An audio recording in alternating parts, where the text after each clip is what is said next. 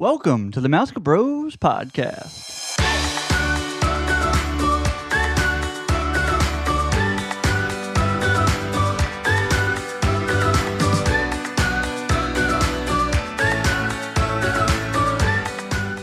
Hi, I'm Ryan. And I'm his brother Randy. Be sure to like us on Facebook and follow us on Instagram at the Mouse Bros. We'll be releasing new episodes every Friday, so make sure you subscribe to get the latest podcast. If you have any suggestions for upcoming shows or just want to say hi, you can email us at mousecabrospodcast@gmail.com. If you're planning your next Disney destination or Universal Orlando vacation, you're going to want to reach out to me, Ryan Noppinger, with Capture the Magic Vacations. You can reach me at ryan.noppinger@ctmvagent.com. This is a no-cost-to-you service to use me as your travel agent. I'll make sure you get the best vacation package or deal for your whole family. I can also help make dining reservations and plan fast passes to make planning your Disney vacation less stressful and more magical. On today's episode, we are talking about the new Villains After Hours event at the Magic Kingdom. The reason we decided to do an episode about this is because, Ryan, you actually attended this event. I did, and not only did I attend this event, I happened to attend this event on my birthday, which, if anybody's wondering, for next year is June 13th. Happy belated birthday, Ryan. Happy belated birthday to you indeed, sir. Thank you. I'm just glad this event did not fall on a Friday the 13th. Because that would have been creepy. Yeah, but also awesome at the same time. Yeah. I almost kind of wish it would. Next year, then, it will be on a Friday. No, it's a leap year. Because it's a leap year, doesn't it? Yeah. I gotta wait a whole nother couple years. Well, anyway, It will happen again. I turn into a werewolf. Actually, it's not proven, but it could be. It's pretty much proven. It's proven at this point. So yeah, I went to this event, and it takes place from 10 p.m. to 1 a.m. on select nights. And like I said, the one I went to is June 13th. Just to kind of name a couple of other dates that it has an event: June 27th, July 1st, 11th, 18th, 25th, and then August 1st and the 8th. So pretty much kind of all summer until kind of like the first 2 weeks of August. And then they pretty much happen on a Thursday, pretty much every week, every Thursday, other than July 4th. That one's the one that's on July 1st, which is a Monday. So that's kind of a difference to note. What's cool about this ticket is, of course, I'm an annual pass holder, so you can enter the park whenever, but as kind of a benefit that you can enter the park at 7 p.m. The night of the event, which is very, very cool, especially, you don't have to necessarily buy a ticket to the Magic Kingdom and then buy a ticket to After Hours, which, I mean, you very well could if you wanted to be in the park, but, not that we did it this time, but I have thought in my head about it of, you could do Disney Springs during the day or, take a nap, like do Disney Springs, go back and take a nap because you're going to be up until 1 a.m., that you could do that and then enter the park at 7, which is still really cool because then you still get to see fireworks, at 9:15, happily ever after, which is a really, really cool benefit to getting in at 7. So advance admission for this is $139 per adult or child plus tax. Comparing that to a regular after hours advance admission is $125. So not crazy. Yeah, not right? Totally different. Yeah, and then the day of the event you can buy a ticket, and that is $144 per adult or child, and that's versus $129 for regular after hours. And then annual pass holders and Disney Vacation Club members can buy a ticket for $109 per adult or child, which is a pretty huge savings from, the $139, a $30 savings. Yeah, no, absolutely. But comparing that to a regular after hours, it's $95. So the under $100 definitely sounds better Right, absolutely. than the $109. But for everything that we're going to talk about that you get on top of a regular after hours, us really never having, Done after hours. been or done and after hours. Yeah. This was a first not only for after hours, but a first for villains after hours, which is and what it was really, really, really awesome. Yeah. But I will tell you why it's awesome. So I brought back a guide map, and I brought one back for Randy. That's right. So I get to act like I was there. And view it and ask questions on, or did you try that? Did you do this? Well, what about this? But we'll kind of use this as a guide to, I guess, remind myself of what I did in a way. Yeah. Sounds weird, but and then we'll kind of go over all the stuff that I didn't try to maybe if you want to go to Villains After Hours event, or really just any after hours, maybe this will kind of give you the nudge to do so. So for this event, they did have specialty food and beverages, which I did not try any of the specialty food or beverage because they were an extra cost, right? So I know I'm skipping ahead, but there was unlimited popcorn and Mickey premium bars, really any of the ice cream treats and select beverages, which was basically just bottled Coke, Diet Coke, Sprite, bottled water that were unlimited. So if you found a popcorn stand and you wanted popcorn at that stand and a Coke, you could get it there and then go to another popcorn and get another one and get another one. Same thing for ice cream. So that is kind of the one of the main points for overall and after hours of this unlimited beverage, popcorn and ice cream. Absolutely. which is cool because I mean a Mickey premium bar I think is like $6-7 maybe. Popcorn is $5.50. Bottled soda you're looking probably like I think $3.50-4. So like, not that it seems a lot, like you're like, oh yeah, well I'm probably only going to drink like one soda or whatever, but it's still included. It's not like you have to go to this event and then try to plan something late, because if it starts at 10 at midnight, you're like, I'm thirsty, I need something to drink. Where do I go? You can go anywhere and get, a bottled soda, which is really, really cool. Absolutely. Yeah. It's just like kind of an extra benefit almost about like already doing, like the after hours, like, hey, we know you're spending a lot of money for the ticket, but here's like a little incentive. Not that it covers, but I mean, like it adds up. Yeah. And they do offer this at the non-villains after hours. So at all after hours events, they offer the kind of unlimited popcorn, drinks, and ice cream, which is really, really, really cool and a benefit. And I feel like I got my money's worth just by eating popcorn. Because I love Walt Disney World popcorn, and so does my wife. But anyway, and that was probably honestly a huge push, not only because it was my birthday, and it's my birthday, but the unlimited popcorn kind of was like, I'm up for the challenge. Let's see how many I can eat. We only ate 3, but it's fine. But like and I guess I kind of felt bad at first getting like a Coke and then a Sprite or whatever, but like we got actually 2 drinks to go. Like we put them in a backpack and then took them back to, well, not really. We took them back to our resort, which was the camper. But regardless, we still took them back. We probably should have taken popcorn back, honestly, which would have been really, really awesome if we would have done that. But as far as like the specialty food and beverage, we did not indulge, mainly because I guess it was an extra cost. But some of them, and just like the name of them and then how they look, are very, very, very cool. And like I almost kind of wish I would have tried them, but just like the whole point of I spent money for a ticket for the special event, I can get unlimited popcorn and soft drinks. I really don't want to spend money, like any additional more money on, like a specialty food item or a drink. Right, which is understandable, but at the same time, like this food and beverage isn't kind of offered any other time. It's really just offered at this villains event. So... Right, yeah. One of the drinks, Hades Temptation, a frozen non-alcoholic purple Cosmo topped with a gummy worm, which was...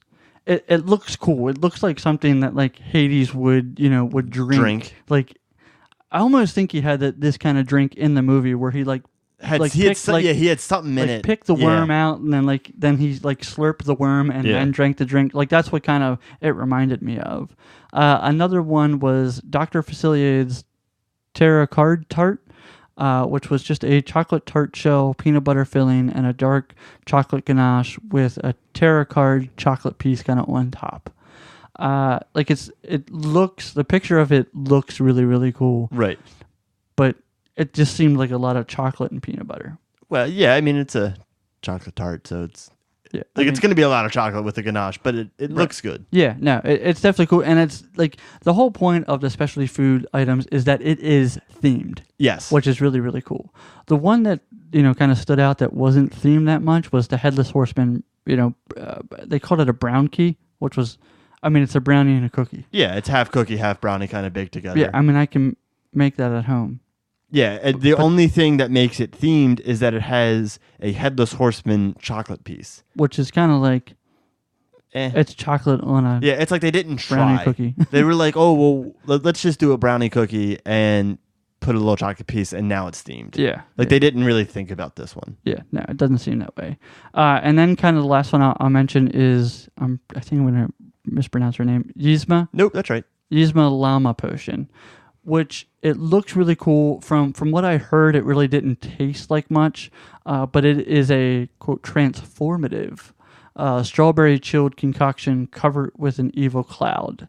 And how they make that evil cloud is just with dry ice at the bottom of it. And then they poured like this strawberry juice stuff on top of it. Like the picture makes it look exactly like the llama potion that was used in Emperor News Groove. And I think that out of all the desserts, this is the one I would get because, I know we kind of said something about Hades' Temptation. Hades' Temptation, how it looks like a drink that Hades would drink. But this Yzma's, I just pronounced it wrong. Yzma's llama potion is like exactly from the movie, and it looks like the llama potion. So that one gets me excited because Katie and I, we always quote Emperor News Groove, the most random movie ever, but the wrong lever, that's always funny. Right. It's just it's got a lot of good one-liners in there. So out of all the desserts, this looks the best. They're all very, I guess the hot button word now is Instagrammable. Yes. They're all kind of picturesque, let me get it to take a picture of it. And that's very much what the Yzma Llama Potion looked like, was just a dry ice thing. I kind of wish I tried it, but from everything I've heard, it was the dry ice is what made it cool. Right. The look of it, not the taste. Right. Yeah. All right. Well, that was a little bit of basics of the specialty food and beverage. Let's move on to the villainous merchandise because there was merchandise that was released for this Villains After Hours event that was sold only at that time that you can kind of pick up.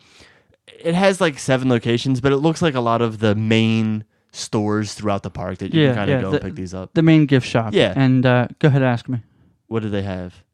No, what did I get? Oh, what'd you get? Sorry. I got a t-shirt. Did you? Yeah, of course I did. Because, I like when Disney, and they do it very well, of course, because, money. But, they make merchandise specific to an event that then you can only get at the event. And for something that is themed of villains, and basically, really the whole feel of it is that they have taken over the park. And everything's all clean, and then Hades kind of makes it his own. But on the t-shirt itself, the one that I got is kind of Hades' head, and then in his hair, you can make out hidden other evil villains, like Dr. Facilier is in it. Maleficent is kind of hidden in the shirt, in kind of the blue fire there. Jafar is also in it. So it's really cool that they made these hidden kind of elements in it. I don't know, it just made it it made me more want to buy it. Yeah, because like if you look in his hair, his like the castle is the center of his hair, but it's also his hair is made of fire, so the castle's on fire. Right. It's no, it's really cool. It is very, very cool. They also had a tumbler kind of with the same, Hades hair with the villains hidden in it. They also had a pocket tee that just said on the front of it was just villains after hours, and then on the back was just a bunch of different villains, like all the ones that we just mentioned, I think, plus like Ursula. That's the only one that comes off my head right now. Okay. But it was more than just that we're like there at the event, like Captain Hook. Absolutely. Gosh, again, I drew a blank, but yeah. So I ended up getting the blue Hades shirt, which was cool. Really, really cool. And of course, Disney does their marketing and their show very well. So around this stuff was, again, already merchandise they had of villains. Cool. Yeah, like phone cases, other like jewelry and stuff like that. Right. All villains themed, but stuff that you could buy whenever. Mm-hmm. But you're like, oh, I buy this shirt and then, I need this to go with it or whatever. Yeah, absolutely. That's where they make their money. Absolutely. So let's move on to kind of the entertainment that is there. We'll start with the parade, which was Maleficent at night. It looks like it happened kind of 3 times at 10:40, 11:45, and then 1:20. So this was really, really cool. It's the same exact parade float from the 3:00 parade that I cannot remember the name of it right now. Festival of Fantasies. Yes, that is it. So it's the same one. It's the same one that caught on fire, and now she's back. And what an awesome kind of she's back type of feel than this kind of whole event. I almost want to say this, Maleficent coming out at night kind of makes the whole experience for this event. Just to see that is probably worth it. Was it like kind of creepy, but like also kind of cool at the same time? She had, and I'll keep on referring to her as she, but she had other guy on stilts wrapped in vines that would come pretty close, face to face with you, if not, right in your face or around you, which again is different than I guess a regular Disney parade where they kind of are just walk cautious and very much we don't want to scare you. This is a spooky part of the parade, but it gets better afterwards. Right. This was just all let's get it going, villains all the way. Right. Which was a completely different feel, not only for just Maleficent coming out, but the entire park. And this kind of just made the whole kind of, it's villains. Let's do this, kind of pump thing. The music that they had playing was I don't want to say death metal, but it was heavier rock and roll. Right. And what they did was they timed in the music the same time as she would breathe fire. So it had the sound effects of more of the dragon type of feel, not just fire coming out. It had the kind of the deep groan right before a dragon does fire. That's pretty cool. No, it absolutely built into the whole experience throughout it all. And it seemed during the parade, during the day, does fire maybe once, and then maybe a little bit more down the parade route, maybe once again. This was fire, and then her head went down, went back up, fire. It kept going, because that's what you want to see is Maleficent, absolutely, breathe fire, which was absolutely awesome. And this is the first time kind of this float will really, except a electrical parade or anything like that, a float like this has been out at night, which is really, really cool. Yeah. Especially that has this pyrotechnic element to it, which is really, really awesome.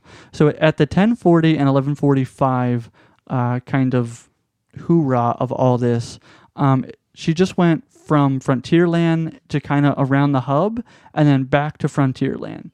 And then at the 1:20 time, I wasn't there for this, but you were dead sleeping. Yeah, I was. No, we were making our way back to the campsite at this time. At 1:20, it finishes kind of the natural parade route of Frontierland begins and then ends kind of on Main Street, where a normal parade would end. Which is kind of interesting that it did that. Yeah, and it's actually kind of smart because that helps them clear the park. Like, the float probably won't move until everybody is at the park. And once Maleficent gets to the front of Main Street, that's the only time it's at the front of Main Street, at the front of the park. So then you want to go see that, and then you're like, oh, well, I'm already at the front of the park. I might as well just leave. Right. So it's kind of that natural feel of, okay, let's get everybody out of the park now. Right. And then she's not, blocking up Main Street for people that are trying to leave. So it kind of just helps the flow, like you said. Yeah. This was definitely awesome. I hope they definitely do more of this. After this event runs for the summer, I hope they, do more, maybe floats like this. I just want them to have a nighttime parade. I think that's where this comes from too. Yeah. It's like, I want a nighttime parade back in Magic Kingdom. Let's do it. Yeah. Kind of just like talking about that, a thought just popped in my head is that it's almost like this event's a little bit different because whenever we think of Disney, the hero always wins. It's always the good side, right? Like they're never going to have, I use never loosely, but like a princess takeover after hours because Magic Kingdom is already princesses and fairy tales. Like it's almost kind of cool that it is nothing but villains, that darker side of Disney that kind of has like almost a cult following, but it's cool that, they can have this event and this kind of parade. Yeah, no, and to that point, it is in the Magic Kingdom, and you think of, fantasy and all, lovey-dovey touchy and stuff like that. But this event it didn't have, the natural Adventureland music. It didn't have the natural Tomorrowland, Fantasyland type music. It was that spookier, edgy type of music, rock and roll, here comes the villains. Yeah. Let's party. Which was an interesting feel for the Magic Kingdom because it didn't feel like the Magic Kingdom. It didn't feel like something Disney would do, but they did it and did it well. Yeah, absolutely. Which is absolutely awesome. All right, let's talk about the other entertainment there, and that was the Villains Unite the Night. Yeah, so this was their stage show from 11... they had 3 showings, 11 p.m., 12 p.m., and 1 a.m. And again, this kind of followed, Maleficent was at 10:40, the first one. And then after she was done, there was 5 minutes before 11, before the stage show started. So it's kind of that feel again. And then right after the 1 a.m. stage show was kind of that natural feel of, okay, here comes Maleficent back out towards the front of the park. Right. Again, very, very timed. To kind of keep specifically. People... Right, so you get in the hub and then... you kind of are there for the show, or, at the last one, you're there for the show, and then you're there for Maleficent to kind of help you end the night. Yeah, you're going to see both anyway, so I'm glad that they jam-packed them, kind of close together. By the time one ended, you were waiting for the other one only a couple minutes. Not like, oh, well, the show ended, now I have to wait 30 minutes for Maleficent to come out, which was really, really cool. But back to Villains Unite the Night. Very, very awesome stage show. Hades and kind of Meg from Hercules ran the whole entire thing, the whole entire show, all while, Jafar, the Queen, Dr. Faciliade, and Maleficent kind of made an appearance. And, like you were saying earlier, how, the villains have a plan on some of these other stage shows and, fireworks and stuff like that, how they come out and they kind of take over, like Fantasmic, right? They take over, and then Mickey comes and saves the day, and or they lose. The Blue Fairy shows up, or something good happens. This was not that at all. The whole kind of premise behind it is kind of like the same thing from Hercules, that the 5 planets will align, and you get to make a wish, or Hades made a wish, to get this cosmic power. Right? And then, all of the other evil people, and kind of, I guess, spoiler, I should say, really. Yeah, spoiler. But, all the other people that come, Jafar, the Queen, Maleficent, all have heard this same prophecy. When the 5 planets align, we could, wish and can get this cosmic power. And so they all kind of, agree towards the end of it, oh, well, let's all just 5. Let's all just 5 take it. And actually from Hercules, I can't remember like the three, like that they share the eyeball. Yes. Those three ladies, and they tell the future. And they can see all of the. That's where Hades kind of got this prophecy from when the 5 planets aligned this time.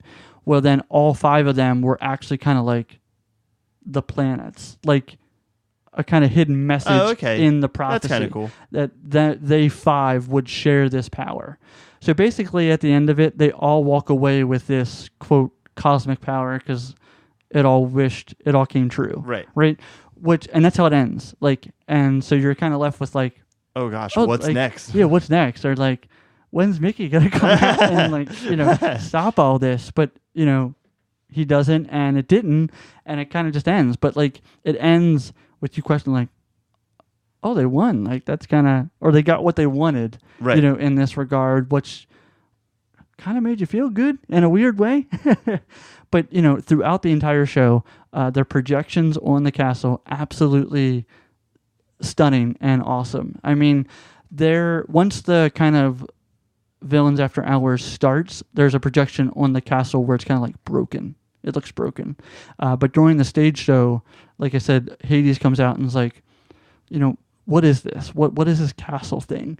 And he just kind of points to it and makes it his own. And it's like you feel like you're at like the underworld castle, like you're looking at kind of projection. Absolutely. And then when the rest of the villains come out, they make the castle kind of their own. Like they each have their own special projection mapping. Right. Like Dr. Facilier, like he comes out and it's all kind of like voodoo looking castle, which is really, really cool. Like Maleficent's like dark purple dragon on it, which is, it's absolutely awesome. Absolutely. And then kind of when they get their wish and it's approved, is like the big, of course, it can't be a stage show without fireworks. Absolutely. Right? So, it's not like it's happily ever after fireworks, but it is, low kind of the castle, poop pam poo kind of fireworks, if that makes any sense. Yeah. Like sparklers and like kind of the lower fireworks. Absolutely. For any stage show.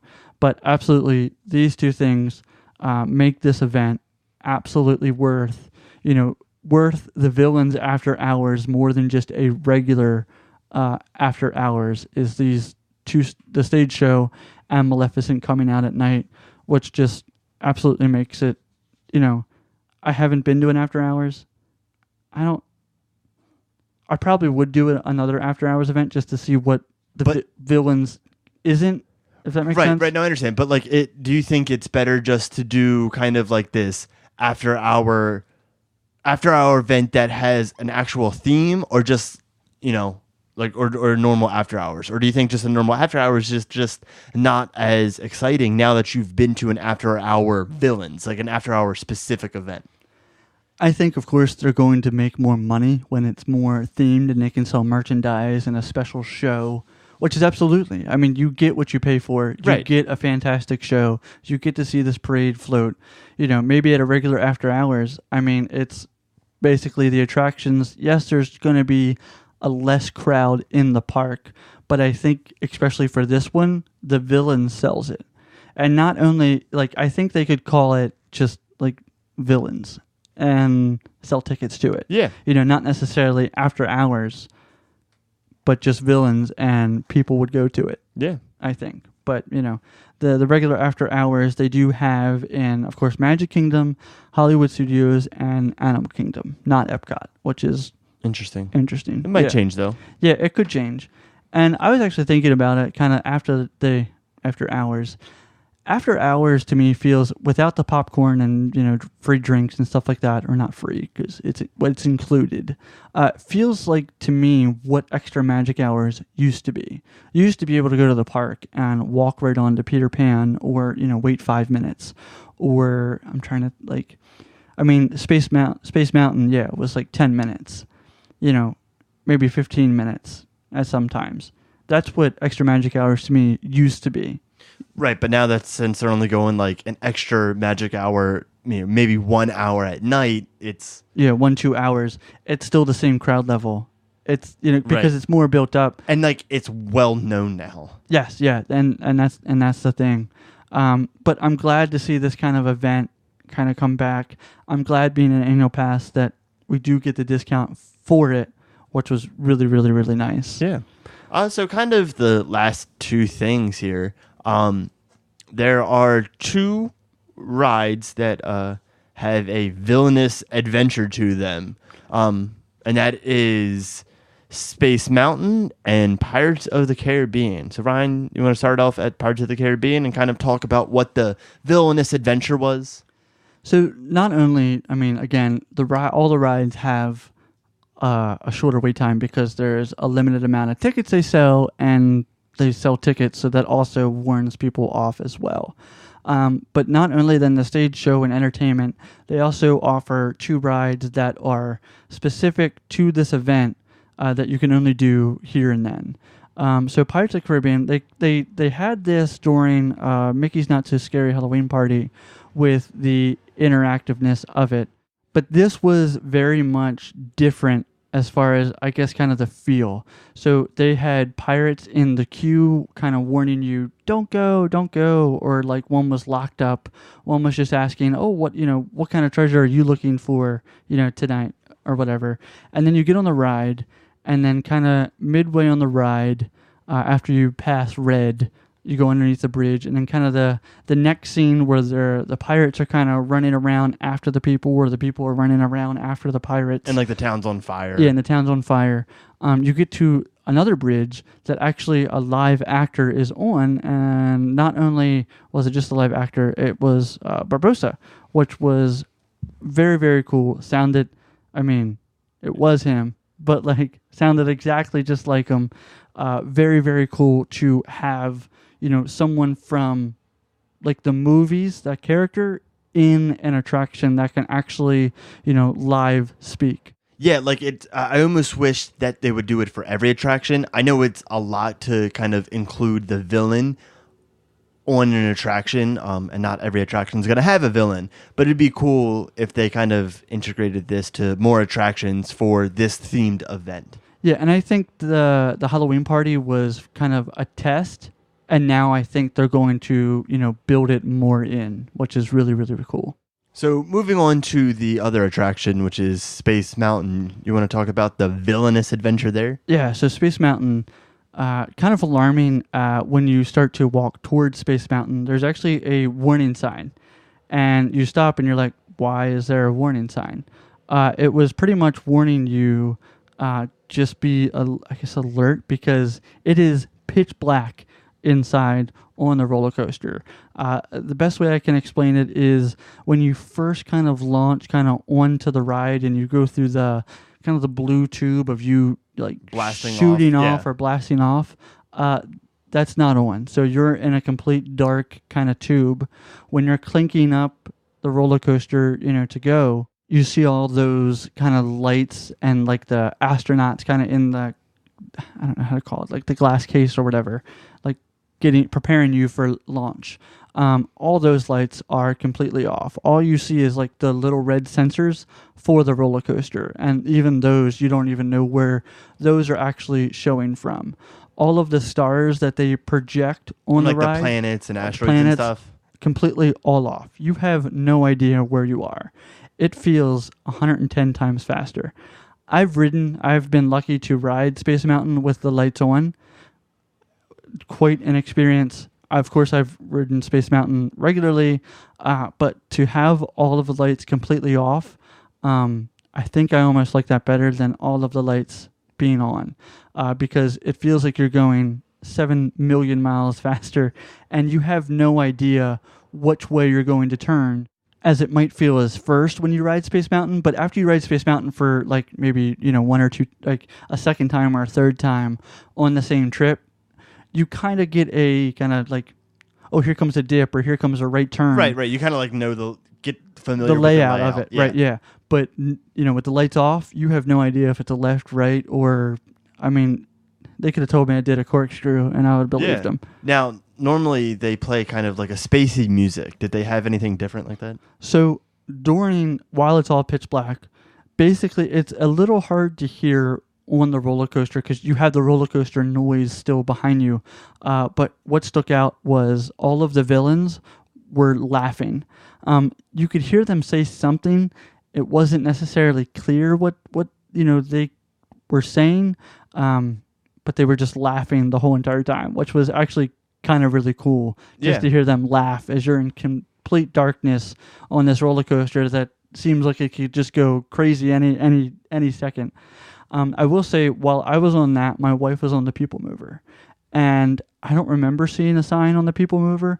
But so think the People Mover goes through Space Mountain. Right. It's again pitch black, and you kind of move slow, very, very slow in it. She thought she was actually stopped at one point, and she could have been, but it's completely pitch black, even on the People Mover, that you can't see a thing. Right, and she probably heard the laughing too because it shares the same building. Right. So actually, we ended up riding People Mover again just because I wanted to see what it was, and of course, I mean that's her favorite ride. So she was fine. She wanted to do it as well. Again, I did it, and you could kind of hear a little bit more. They were saying something like, "You'll see what I can do with my power," like those type of right, like kind of their quotes like, from their movies, maybe. Yeah, like the evil villain, like "I'm gonna get you now" type of thing. Right. But yeah, it still was kind of a little unclear, which is kind of sad, but still awesome that they had this to it. So those were really the only two attractions that were special. Again, all the other ones were, if not a walk-on, a 5 to 10 minute wait. Pirates and Space Mountain kind of saw that 20-minute wait, which again, they're a special kind of to it. So you don't mind waiting, 20 minutes for it. Which thankfully I caught it right after a stage show, and it was 10 minutes, which was really, really cool. Basically a walk-on, and then you waited just to load. All the other rides, Peter Pan, Buzz Lightyear, they said 5 minutes because you had to walk the queue and then you got right on, which was pretty awesome. I think we rode Buzz Lightyear 3 times that night, which was really, really cool. Yeah, I wasn't able to max out my gun, which was like normal, but it's sad. Fine. Hey, I did it once. That's right. I can do it again. Maybe in January. I think that kind of covers everything about the Disney After Hours. I guess kind of your final thoughts on it. Yeah, no, final thoughts, absolutely would do the Villains After Hours event again. Even though it could be the same exact stuff, it's just downright cool. And not only to have this, and then you can eat as much popcorn and Mickey bars and load up on soda as you want. It goes until 1 a.m. again, which is really, really awesome. The whole entire event, definitely recommend it in my books. Does it make you want to do more themed after-hour events? I think, yes, for sure, definitely more themed after-hour events. But now I'm even more interested to see how a regular after-hours event is. And then, is a regular after-hours event worth it with just lower wait times and popcorn? And soda. And soda, yeah. All right. Which would be interesting. Well, if you enjoyed this episode, please leave us a review as it helps us improve the show. And as always, be sure to subscribe to our podcast and follow us on Facebook. Thanks for listening, and we'll see you next week.